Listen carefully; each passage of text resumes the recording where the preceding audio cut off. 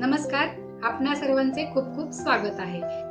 आता चैत्र महिना सुरू झालेला आहे, तर चैत्र महिन्यातल्या शुद्ध पक्षामधली येणारी जी एकादशी आहे त्याला कामदा एकादशी म्हणतात। तर ती आहे उद्या 29 मार्च 2026 रोजी। तर आपण या दिवसापासून करतो आहोत की 24 ज्या एकादशी येतात वर्षभरात, त्या 24च्या 24 एकादशींची काही ना काहीतरी छोटी कथा आहे। तर ही कथा काय आहे ही तुमच्यापर्यंत पोहोचवण्याचा माझा हा छोटासा प्रयत्न आहे। तर अशी ही सिरीज आता आम्ही सुरू करतो आहे। प्रत्येक एकादशीच्या आदल्या दिवशी रात्री तुम्हाला दुसऱ्या दिवशी असणाऱ्या एकादशी बद्दलची कथा आणि त्याचं व्रत कसं करायचं, म्हणजे त्या उपवास कसा करायचा, पूजन कसं करायचं, याची अगदी थोडक्यात माहिती दिली जाईल। तर आता सुरू करते की कामदा एकादशी जी उद्या आहे, चैत्र महिन्यातला शुद्ध पक्षातली जी पहिली एकादशी आहे।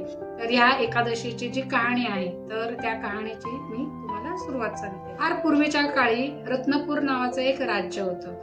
त्या राज्यामध्ये पुंडरीक नावाचा एक खूप अतिशय पवित्र राजा होता आणि त्याच्या राज्यामध्ये सर्व गंधर्व आणि किन्नर लोक खूप सुखासमाधानाने राहत होते।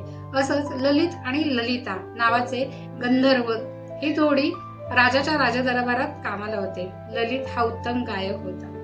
एक दिवस काय झालं की ललित गाणं म्हणता म्हणता दरबारामध्ये त्याचं लक्ष ललिताकडे आकर्षित झालं आणि त्याच्या गाण्यामध्ये खूप चुका व्हायला लागल्या। पुंडरीक राजाला याचा खूप राग आला आणि त्यांनी ललितला शाप दिला की तू एक राक्षस होशील। त्याचा परिणाम शापाचा असा झाला की तो एक अत्यंत क्रूर नरभक्षक राक्षस झाला। ललिताला खूप दुःख वाटलं की माझ्या नवऱ्याच्याच वाट्याला हे का आलं, पण तिने हार मानली नाही। तिने नवऱ्याची साथ देखील सोडली नाही।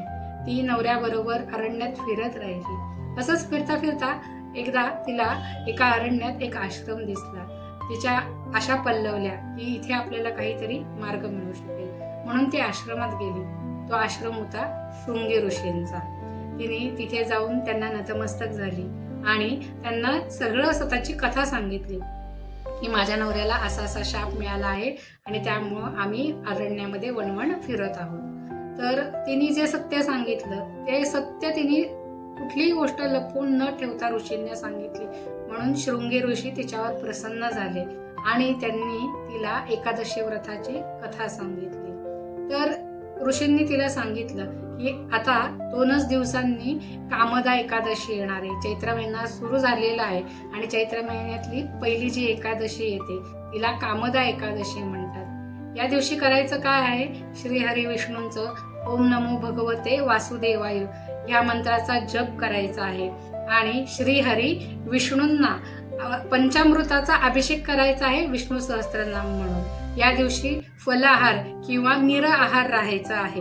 दुसऱ्या दिवशी सकाळी सात्विक भोजन बनवून श्रीहरी विष्णूंना नैवेद्य दाखवायचा आहे आणि नंतर आपण अन्न ग्रहण करायचं आहे।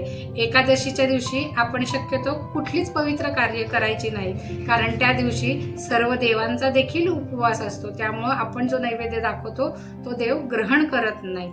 म्हणून असे हे जे एकादशीचे व्रत आहे, तर ललिताने ते एकादशीचं व्रत केलं आणि त्याचं सर्व पुण्य आपल्या नवऱ्याला अर्पण केलं। तिने हे पुण्य नवऱ्याला अर्पण केल्यामुळे त्याची शापातून मुक्तता झाली आणि तो पुन्हा गंधर्व झाला।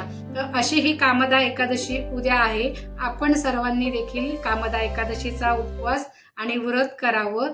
आपले जी काही पाप आपल्या हातून नकळत घडली असतील त्यातून आपल्याला मोक्ष मिळेल आणि आपल्या इच्छा नक्की पूर्ण होतील।